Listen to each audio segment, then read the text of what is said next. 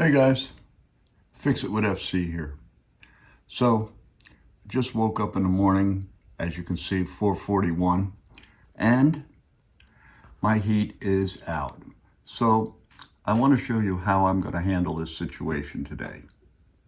First, I'm going to fire up the fireplace and at least have one room in the house that's going to be a little warm for us. It's like 40 something degrees here up north. Now, what I did was 13 years ago, I switched to forced gas heat. And I did something that maybe a lot of other people wouldn't do. I kept my electric heat. I haven't used it in 13 years. As you can see down there, it's a little crusty. So I want to give you some advice, all right? First of all, let me take you into the kitchen and show you what you should do before you actually fire up an old electric unit. Now, as you can see, it is very dusty, and these are heat shields, okay? So what you have to do is you take off these heat shields, and if you have kids or pets or actually anything could actually get down into this unit. So the best thing to do is to take a vacuum cleaner before you start up your electric and clean it all out in every room. Okay, so that's what I'm going to do, and then I'll take you through the steps. I believe I already know because last night there was a noise coming from the unit in the garage, and when the inducer fired up, it was whistling and everything. So I believe it's the inducer, but as I told you before, it's always good to have a backup, and I already bought, about a year ago, I did buy an inducer motor just in case something like this happens. So I'm going to diagnose it and then probably replace it, and I'll take you through that journey. Okay? Hang in there. Okay guys, I'm here in the garage, and what I'm going to do now is the first step you do when you're going to diagnose something, you come over here and you make sure you shut the unit off. Okay, what we're going to do now, we're going to take this cover off and we're going to look at the inducer motor and we're going to test it. And, you know, I'm almost positive it is, but I'll go through the process with you and we'll figure it out. And then, like I told you before, I already have one spare one, because you know what? You don't never want to be short parts in case you can't get to your HVAC guy, or maybe he doesn't have it in stock. So on to the next one. Okay, now your first step is, as I've already said, you shut off the power to the unit, double check, and even shut off the breaker inside your house, and you take off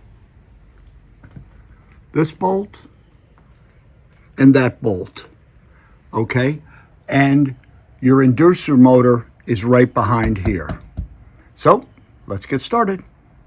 Okay, that part is done. Now the next part is, this is your inducer motor. So now, first of all, I want to tell you, if you're not comfortable working on your own unit, call a licensed HVAC guy.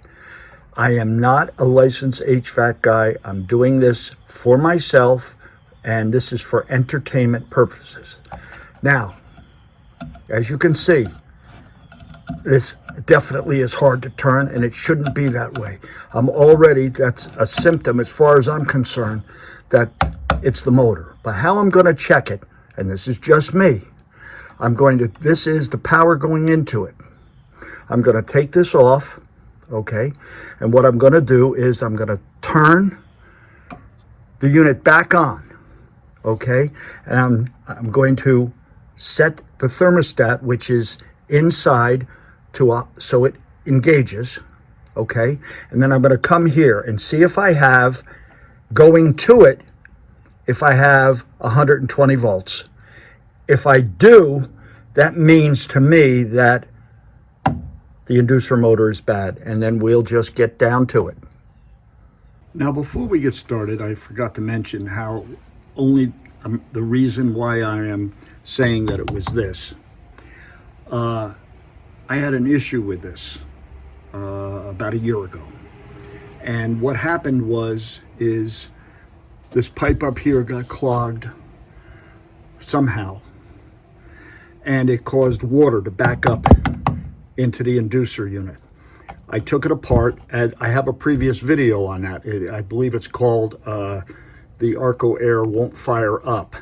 So what I had to do is I had to take this out, and I drained the water out as best I could, put it back, and it worked. But when I did test the amps on it, it fluctuated. So I knew eventually I was going to need it. So if that happened to you, my suggestion to you is, yes, I did get a year out of it, but basically you get water in this unit, you should replace it, and just call it a day. Okay, I'm going to test it right now.